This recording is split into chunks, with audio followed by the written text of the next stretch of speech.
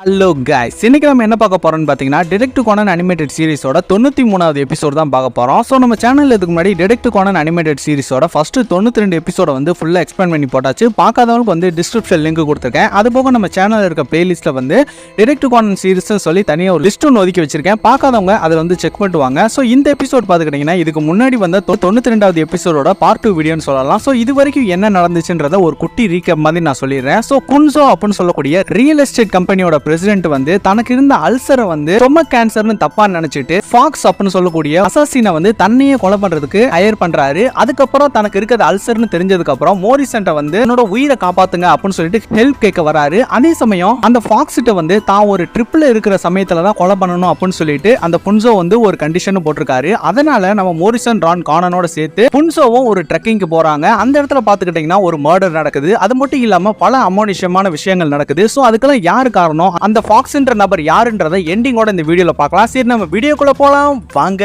Starting சீன்ல பாத்துக்கிட்டீங்கன்னா ரானோட அலறல் சத்தம் கேட்ட இடத்துக்கு எல்லாருமே வேகமா போய்க்கு இருக்காங்க. சொன்னே கானன் வந்து ரான் உனக்கு எதுவும் ஆகாது அப்படின்னு சொல்லி இருக்கும் பொழுது எல்லாரும் வந்து அந்த லாட்ஜோட டோரை வந்து ஓபன் பண்ணி பாக்குறாங்க. சொன்னே ரான் வந்து அப்பா இது ரொம்ப பயங்கரமா இருந்தது அப்படின்னு சொல்றப்ப மோரிசன் வந்து நல்ல வேலை உனக்கு எதுவுமே ஆகல, உன்னை யாரோ கொலை பண்ணிருப்பாங்களோ நினைச்சு நான் பயந்துட்டு வந்தேன் அப்படின்னு சொல்றப்ப ரான் வந்து என்னையே கிடையாது, இங்க இருக்க இந்த குயோகோவை தான் யாரோ கொலை பண்ணியிருக்காங்க, அதனால தான் நான் பயந்து போய் அலர்னேன் அப்படின்னு சொல்றப்ப அடுத்து பார்த்துக்கிட்டிங்கன்னா கீழே இருக்க குயோகோவோட பாடியை கட்டுறாங்க.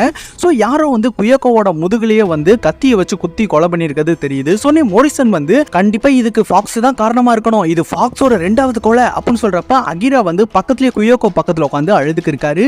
யாரும் ஒன்று இப்படி பண்ணது அப்படின்னு சொல்லிட்டு. அதே சமயம் கானன் வந்து அந்த முதுகுல குத்தப்பட்டிருந்த குயோகோவோட கத்தியை வந்து ஒத்து பார்த்துக்க இருக்கான். இது கண்டிப்பா இடது பக்கம் தான் குத்தி இறங்கியிருக்கணும் அப்படின்னு சொல்றப்ப மோரிசன் வந்து அப்படின்னா கில்லர் வந்து கண்டிப்பா லெஃப்ட் ஹேண்டடா தான் இருக்கணும் அப்படின்னு சொல்றப்ப கானன் வந்து ரான் குயோகோ இங்க தனியா தான் இருந்தாலா உனக்கு நல்லா தெரியுமா அப்படின்னு சொல்றப்ப ரான் வந்து எனக்கு சரியா தெரியல அப்படின்னு சொல்றப்ப மோரிசன் வந்து நீ என்ன சொல்ற தெரியலன்னா என்ன அர்த்தம் அப்படின்னு சொல்றப்ப ரான் வந்து ஆமா எல்லாருமே வெளியில தனித்தனி இடத்துல இருந்தாங்க அதனால தெரியல அப்படின்னு சொல்றப்ப சின்கோ வந்து ரான் சொன்னது சரிதான், எல்லாருமே வெவ்வேறு இடத்துல இருந்தனால இந்த ரூம்ல யாரு இருந்தாங்கன்றது யாருக்குமே தெரிய வாய்ப்பில்லை அப்படின்னு சொல்லிட்டு சின்கோ வந்து தன்னோட லெஃப்ட் ஹேண்ட் மூலியமா லைட்டரை வந்து ஆன் பண்றாரு. சோ உடனே கானன் வந்து அதை நோட் பண்ணிக்கிருக்கான். இவர் வந்து ரைட் ஹேண்ட் தானே ஆனா லெஃப்ட் ஹேண்ட் யூஸ் பண்றாரு அப்படின்னு சொல்லி இருக்கும் பொழுது வாட்டார் வந்து இங்க என்ன நடக்குதுன்னு ஒண்ணுமே புரியல அப்படின்னு சொல்றப்ப அடுத்து பாத்துக்கிட்டீங்கன்னா மோரிசன் வந்து உங்க எல்லாருக்கும் நான் ஒரு உண்மையை சொல்ல போறேன், நான் இங்க ஃபாக்ஸ்ன்ற ஒரு கொலைகாரனை தேடி தான் வந்தேன், அவன் தான் இங்க நடந்த எல்லா கொலைகளுக்கும் காரணம் அப்படின்னு சொல்றப்ப அங்க இருக்க எல்லாருமே ஷாக் ஆயிடுறாங்க. என்னது ஃபாக்ஸா அப்படின்னு சொல்றப்ப புன்சோ வந்து மோரிசன் எதுக்காக இதை நீங்க வெளியில சொன்னீங்க அப்படின்னு சொல்றப்ப மோரிசன் வந்து 2 பேர் கொலை செய்யப்பட்டு இறந்திருக்காங்க, இதை மூடி மறைக்க முடியாது அப்படின்னு சொல்றப்ப கானன் வந்து அங்கிள் சொன்னதும் சரிதான், இந்த 2 கொலையையும் ஒரே ஆள் பண்ணிருப்பாங்களான்றது எனக்கு சந்தேகமா தான் இருக்கு அப்படின்னு சொல்றப்ப மோரிசன் வந்து அந்த ஃபாக்ஸ் யாருன்றதை நான் கண்டுபிடிச்சிட்டேன் அப்படின்னு சொல்றப்ப சின்கோ வந்து ஓ அப்படியா, யார் அந்த மோசமான ஃபாக்ஸ்ன்றதை சொல்லுங்க மோரிசன் அப்படின்னு சொல்றப்ப மோரிசன் வந்து அவன் ஒரு லெஃப்ட் ஹேண்டடா இருந்தான், குயோகோவை கொலை பண்ணதும் அதே லெஃப்ட் ஹேண்டட் தான் அப்படின்னு சொல்றப்ப சின்கோ வந்து எனக்கு தெரிஞ்சு நம்ம கூட்டத்துல லெஃப்ட் ஹேண்டர்னா அது கண்டிப்பா கெனிச்சி தான், ஆனா அவனும் நேத்து இறந்து போயிட்டான் அப்படின்னு சொல்றப்ப மோரிசன் வந்து பரவாயில்லையே சின்கோ நீங்க நல்லா கவனிச்சிருக்கீங்க அப்படின்னு சொல்றப்ப சின்கோ வந்து நான் ஒரு நாவல் ரைட்டரா இருக்கேன் அதனால என்னோட கவனம் வந்து பறந்து விரிஞ்சிருக்கும் அப்படின்னு சொல்றப்ப மோரிசன் வந்து எல்லாம் ஓகே, ஆனா ஒரு லெஃப்ட் ஹேண்டரை மட்டும் யாருமே சரியா கவனிக்காம போயிட்டாங்க, நீங்க சிகரெட்டை வந்து உங்களோட ரைட் ஹேண்ட் சைடு பிடிச்சிட்டு லைட்டரை வந்து லெஃப்ட் ஹேண்ட் சைடுல வச்சு யூஸ் பண்ணீங்களே, கண்டிப்பா நீங்க தான் அந்த ஃபாக்ஸா இருக்கணும் அப்படின்னு சொல்றப்ப புன்சோ வந்து நீங்க என்ன சொல்றீங்க மோரிசன், உண்மையிலே அவன் தான் ஃபாக்ஸா அப்படின்னு சொல்றப்ப சின்கோ வந்து இந்த விளையாடுற வேலையெல்லாம் வச்சுக்காதீங்க அப்படின்னு சொல்றப்ப மோரிசன் வந்து நீங்க அசாசினை பத்தி ஒரு நாவல் எழுதி இருந்திருக்கணும் அதனால தான் நீங்க இந்த வேலைகள் எல்லாம் பார்த்து இருந்திருக்கணும் அப்படின்னு சொல்றப்ப அடுத்து பாத்துக்கிட்டீங்கன்னா புன்சோ வந்து அப்ப நீ தான் ஃபாக்ஸா இருக்கணும் அப்படின்னு சொல்லிட்டு சின்கோவோட சட்டையை பிடிச்சி இழுத்துக்கு இருக்காரு. சொன்னே மோரிசன் வந்து வன்முறை எதுக்குமே தீர்வாகாது அப்படின்னு சொல்றப்ப அதே சமயம் கானன் வந்து கீழே இருக்க குயோகோவோட பாடியில இருக்க கையை வந்து செக் பண்ணி பார்க்கறான்.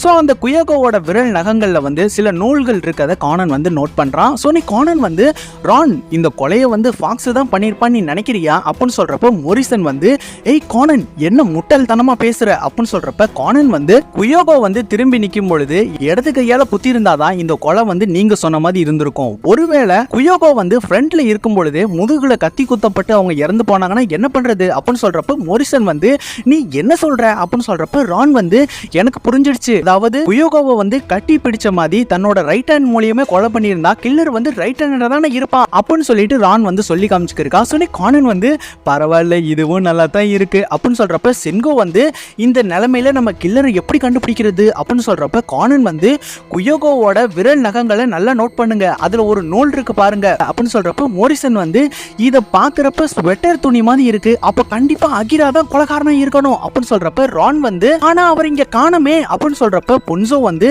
அப்ப அகிரா தான் ஃபாக்ஸா இருக்கணும் அப்படின்னு சொல்றப்ப கானன் வந்து பட் ஆனா ஃபாக்ஸ் வந்து லெஃப்ட் ஹேண்டடு, அகிரா வந்து ரைட் ஹேண்டடா இருக்காரு, பட் இருக்கும் பொழுது இந்த கொலையை ஏன் அவர் பண்ணாரு அப்படின்னு சொல்லிட்டு யோசிச்சுட்டு இருக்கும் பொழுது கானன் வந்து அங்க இருக்க குயோகோவோட பேக்கை வந்து செக் பண்றான். அதுல பாத்துக்கிட்டீங்கன்னா ரத்தக்கரை படிஞ்ச 10,000 yen பணக்கட்டு அதுல இருக்கு. சொன்னி கானன் வந்து இதுல இருக்கிறது குயோகோவோட பிளட் கிடையாது எனக்கு நல்லா தெரியும் அப்படின்னு சொல்றப்ப மோரிசன் வந்து அப்ப இந்த ரத்தம் வந்து காஞ்சு போய் ஆளாயிருந்திருக்கணும் அப்படின்னு சொல்றப்ப சின்கோ வந்து நாவலை விட பல மர்மங்கள் இங்க நடந்துகிட்டு இருக்கு அப்படின்னு சொல்றப்ப மோரிசன் வந்து புன்சோ எங்க காணோம் அப்படின்னு சொல்றப்ப வாட்டாரு வந்து அவர் இப்பதான் வெளியில போனாரு, எனக்கு தெரிஞ்ச அவர் அகிராவை பிடிக்கிறதுக்காக போயிருக்கலாம் அப்படின்னு சொல்றப்ப மோரிசன் வந்து இல்ல ஃபாக்ஸோட டார்கெட்டே புன்சோ தான், அவரோட உயிருக்கு ஆபத்து அப்படின்னு சொல்றப்ப சின்கோ வந்து இங்க இருந்த கேபின் மேனேஜரை காணோம் அப்படின்னு சொல்றப்ப ரான் வந்து ஒருவேளை அகிரா வந்து அந்த வயசானவரை ஹாஸ்டேஜா பிடிச்சிட்டு போயிட்டான்னு நினைக்கிறேன் அப்படின்னு சொல்றப்ப மோரிசன் வந்து நம்ம அவனை பிடிச்சே ஆகணும் அப்படின்னு சொல்றப்ப மோரிசன் ரான் கானன் வந்து அங்க இருந்து கிளம்புறாங்க. சொன்னே கானன் வந்து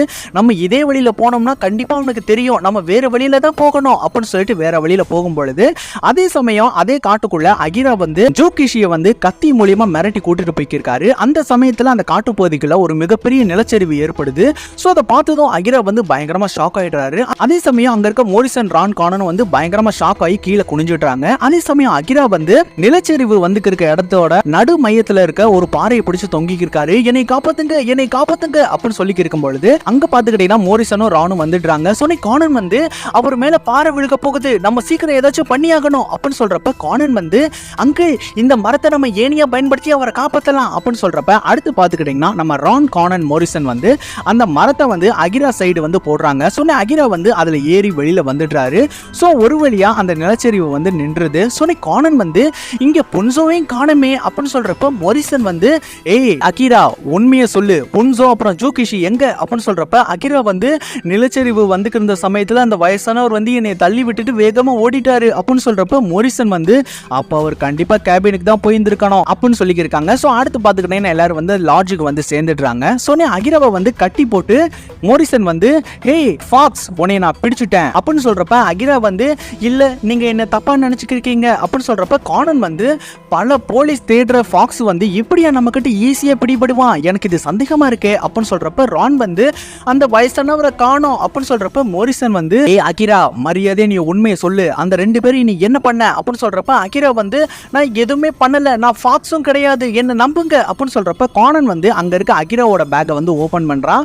சோ அதுல பாத்துக்கிட்டீங்கன்னா குயோகோவோட பேக்ல பார்த்த மாதிரியே ரத்தக்கரை படிஞ்ச பணம் அதுல இருக்கு. சொன்ன கானன் வந்து இது குயோகோவோட பேக்ல இருந்த மாதிரியே இருக்கு அப்படின்னு சொல்றப்ப மோரிசன் வந்து அகிரா என்ன நடந்துச்சுன்றத முழுசா நீ சொல்லு அப்படின்னு சொல்றப்ப வாட்டாரு வந்து மோரிசன் அதுக்கு முன்னாடி இந்த ரேடியோவை கேளுங்களேன் அப்படின்னு சொல்றப்ப அதுல வந்து என்ன சொல்றாங்கன்னா நேத்து நடந்த 60 வயதான டனாகாவோட கொலையை வந்து 2 பேர் பண்ணிருக்காங்கன்னு ஒரு தகவல் கிடைச்சிருக்கு.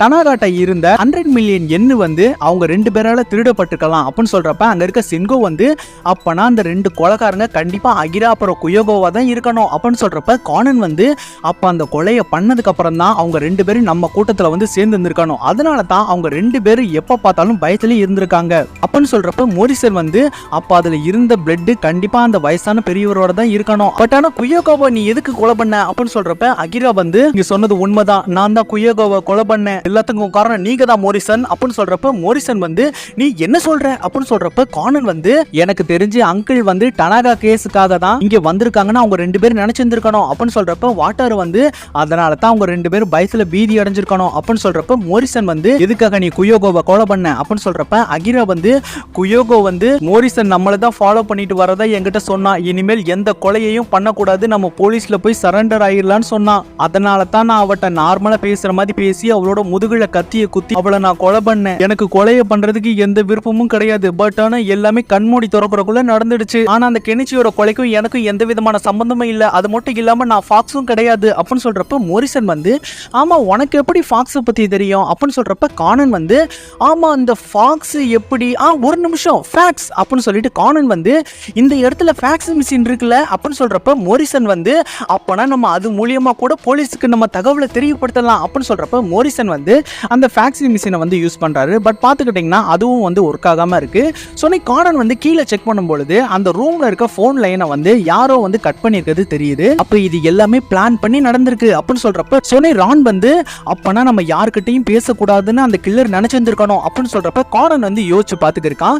கெனிச்சி வந்து லாட்ஜுக்கு கால் பண்றத என்கிட்ட சொன்னா அப்படின்னு சொல்றப்ப கார்டன் வந்து ஒரு நிமிஷம் அப்படின்னு சொல்லிட்டு வேக வேகமா அந்த ரூம்ல இருக்க மவுண்டன் லாட்ஜோட கெஸ்ட் புக்கை வந்து எடுத்து செக் பண்ணி பார்க்கறான். அதுல பாத்துக்கிட்டீங்கன்னா ஒவ்வொரு மாசமும் வந்து கெனிச்சியோட பேர் இருக்கத கார்டன் வந்து நோட் பண்றான். அதே சமயம் ரான் வந்து கெனிச்சி தான் இங்க அடிக்கடி வர்றதா சொன்னா அப்படின்னு சொல்றப்ப கார்டன் வந்து அப்ப இதுக்காக தான் கெனிச்சி வந்து கொலை செய்யப்பட்டிருக்கணும் அப்படின்னு சொல்றப்ப மோரிசன் வந்து நம்ம எல்லாரும் பிரிஞ்சு போகலாம், உடனடியே போலீஸுக்கு இந்த விஷயத்தை நம்ம தெரியப்படுத்தி ஆகணும் அப்படின்னு சொல்றப்ப சின்கோ வந்து என்னாலலாம் முடியாது, வெளியில போனா அந்த வெயில் பட்டு என்னோட முடியோட கலரே வெளுத்து போய்கிடும் அப்படின்னு சொல்றப்ப கார்டன் வந்து ஒரு நிமிஷம் கெனிச்சி வந்து அடிக்கடி இங்க வரதா சொன்னான்ல, அது மட்டும் இல்லாம அந்த ஜூகிஷியோட முடி வந்து ஃபுல்லா வெளிரி போகாம இருந்ததுல பாதி பிரவுன் முடியும் இருந்தது, அப்ப கண்டிப்பா அவன் தான் அந்த ஃபாக்ஸா இருக்கணும் அப்படின்னு சொல்றப்ப அடுத்து பாத்துக்கிட்டீங்கன்னா அந்த விஷயத்தை எல்லாத்தையும் சொல்லிக்கிருக்கான். சொன்னே மோரிசன் வந்து நீ என்ன சொல்ற, அந்த பெரியவர் தான் ஃபாக்ஸா அப்படின்னு சொல்றப்ப கார்டன் வந்து ஆமா, இந்த மவுண்டனோட உச்சியில வந்து வெயில் வந்து ரொம்ப அதிகமா இருக்கும், அதனால எல்லாரோட முடியும் வந்து ஈஸியா வெளிரி போறதுக்கான வாய்ப்பு இருக்கு. ஆனா அந்த பெரியவரோட முடியில வந்து கொஞ்சம் பிரவுன் முடியே இருந்தது, அப்படி பார்த்தா அது ஒரு ஃபேக்கான முடியாதான் இருக்கணும் அப்படின்னு சொல்றப்ப ரான் வந்து அவை சொல்றதும் சரிதான், அவரோட முகம் கூட வெளிரி போய் தான் இருந்தது அப்படின்னு சொல்றப்ப மோரிசன் வந்து அப்ப அந்த ஃபாக்ஸ் வந்து வேஷம் போட்டு நம்ம கூட்டத்துல சேர்ந்திருக்கான் அப்படின்னு சொல்றப்ப கார்டன் வந்து கெனிச்சிக்கு வந்து உண்மையான கேபின் மேனேஜர் யாருன்றது நல்லாவே தெரிஞ்சிருந்திருக்கணும், அதனால ஃபாக்ஸ் வந்து அதே கெட்டப்ப போட்டு கெனிச்சியை ஃபாலோ பண்ணி அவனை கொலை பண்ணி இருந்திருக்கணும். அது மட்டும் இல்லாம இந்த ரூம்ல இருக்க போன் லைனை கட் பண்ணதும் அதே ஃபாக்ஸா தான் இருக்கணும் அப்படின்னு சொல்றப்ப கார்டன் வந்து நம்ம அவனை எப்படி பிடிக்க போறோம் அப்படின்னு சொல்லி இருக்கும் பொழுது திடீர்னு பாத்துக்கிட்டீங்கன்னா ஒரு கன் ஷூட் சவுண்ட் கேக்குது. சோ அடுத்து பாத்துக்கிட்டீங்கன்னா எல்லாரும் வேக வேகமா அங்க இருந்து கிளம்பும் பொழுது கார்டன் வந்து அந்த ஃபாக்ஸ் வந்து ஒரு ப்ரொஃபஷனல் கில்லரா இருக்கணும், அப்படி இருந்தான்னா கண்டிப்பா அவன் எஸ்கேப் ஆகுறதுக்கு ஒரு பெர்ஃபெக்ட்டான பிளான் போட்டிருப்பான் அப்படின்னு சொல்றப்ப கார்டன் வந்து காட்டுப்பகுதிக்குள்ள தேடிட்டு போய்க்கிருக்கும் பொழுது கீழ இருந்து ஒரு வேலட் எடுக்கிறான். அது பாத்துக்கிட்டீங்கன்னா மோரிசன் வீட்ல நம்ம ரான் எடுத்த அந்த வேலட் மாதிரி தெரியுது, அது வந்து புன்சோவோடதுன்னு தெரிய வருது. அதுக்குள்ள பாத்துக்கிட்டீங்கன்னா ஒரு குழந்தையோட போட்டோ இருக்கு. சோ கார்டன் வந்து இது கண்டிப்பா அந்த ஆக்சிடென்ட்ல இறந்த கிண்டர் கார்டன் குழந்தையா தான் இருக்கணும், அப்ப இறந்து போன தன்னோட மகளுக்கு பழி வாங்குறதுக்காக தான் புன்சோ வந்து ஃபாக்ஸை ஹையர் பண்ணாரா அப்படின்னு சொல்றப்ப அடுத்து பாத்துக்கிட்டீங்கன்னா புன்சோ வந்து அந்த ஃபாக்ஸோட நெஞ்சில வந்து ஷூட் பண்ணிடுறாரு. உன்னை நான் சும்மா விட மாட்டேன், இறந்து போன என்னோட மகளுக்கு உன்னை பழி வாங்காம விட மாட்டேன் அப்படின்னு சொல்றப்ப கார்டன் வந்து வேக வேகமா அங்க வந்துடுறான். இறந்து போன உங்க மகளுக்கு பழி வாங்குறதுக்காக தான் நீங்க ஃபாக்ஸை ஹையர் பண்ணீங்கன்னு எனக்கு தெரிஞ்சிடுச்சு, அது மட்டும் இல்லாம அங்கிளோட வீட்டுல ஷூட் பண்ண ஸ்னைப்பரை ஹையர் பண்ணதும் நீங்களா தான் இருக்கணும் அப்படின்னு சொல்றப்ப புன்சோ வந்து எனக்கு வேற வழி தெரியல, அப்பதான் மோரிசன் என்னோட கேஸ் எடுப்பாரு நான் நினைச்சேன் அப்படின்னு சொல்லி இருக்கும் பொழுது ஃபாக்ஸ் வந்து அவ வச்சிருந்த கத்தியை வந்து புன்சோவோட நெஞ்சில வந்து வீசிடுறான். சோனே புன்சோ வந்து கன் எடுத்து ஷூட் பண்ண போகும்பொழுது கார்டன் வந்து இல்ல உங்க மகளுக்காக நீங்க எந்த கொலையும் பண்ணக்கூடாது, உங்க மக உயிரோட இருந்தா கண்டிப்பா அதை ஏத்திருக்க மாட்டாங்க அப்படின்னு சொல்றப்ப புன்சோ வந்து தன்னோட மகளோட போட்டோவை பார்த்து அழுதுக்கு இருக்காரு. அதே சமயம் அவர் கண்ணை கீழே போடும்பொழுது ஃபாக்ஸ் வந்து வேகமா அந்த கண்ணை எடுத்துட்டு நம்ம புன்சோ வந்து மிரட்டிக்கு இருக்காரு. சோனே கார்டன் வந்து நீ என்ன பண்ணாலும் திருந்த மாட்டியா அப்படின்னு சொல்லிட்டு தன்னோட ஷூவை வந்து பவர் பண்ணிட்டு கீழே இருக்க கல்லை வந்து வேகமா எத்தி விடுறான். சோ அது சரியா ஃபாக்ஸோட கையிலே அடிச்சிடுது. அதே சமயம் மோரிசன் அங்க வேக வேகமா வந்து தன்னோட சிக்னேச்சர் ஸ்மாக் மூலமா ஃபாக்ஸை வந்து தூக்கி போட்டுட்டு அந்த மாஸ்க் வந்து ரிமூவ் பண்ணிடுறாரு. சோ ஃபாக்ஸோட உண்மையான அடையாளம் வெளியில தெரிஞ்சிடுச்சு. சோ ஃபாக்ஸ் வந்து ஒரு சின்ன பையன்தான்றது எல்லாருக்கும் தெரிய வந்துடுச்சு. சோ அந்த இடத்துல பாத்துக்கிட்டீங்கன்னா இந்த எபிசோட் முடிஞ்சிடுது. அப்படியே போஸ்ட் கிரெடிட் சீன் பாத்துக்கிட்டீங்கன்னா கொகையில மறைச்சு வைக்கப்பட்டிருந்த உண்மையான ஜூகிஷியை வந்து ரான் அப்புறம் கார்டன் வந்து கண்டுபிடிச்சிடுறாங்க.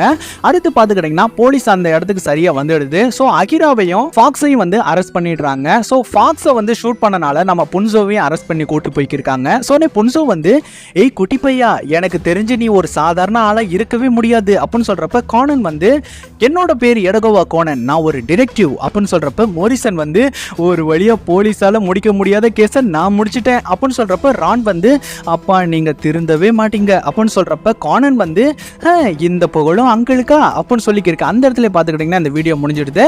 ஸோ இந்த வீடியோ வந்து உங்களுக்கு பிடிச்சிருக்கு நம்புறேன். இந்த வீடியோ உங்களுக்கு பிடிச்சிருந்துச்சுன்னா லைக் பண்ணுங்க, ஷேர் பண்ணுங்க, கமெண்ட் பண்ணுங்க. மறக்காம ராஜு ரஞ்சு வாய்ஸ் சேனலுக்கு சப்ஸ்கிரைப் பண்ணுங்க. பாய், தேங்க்யூ.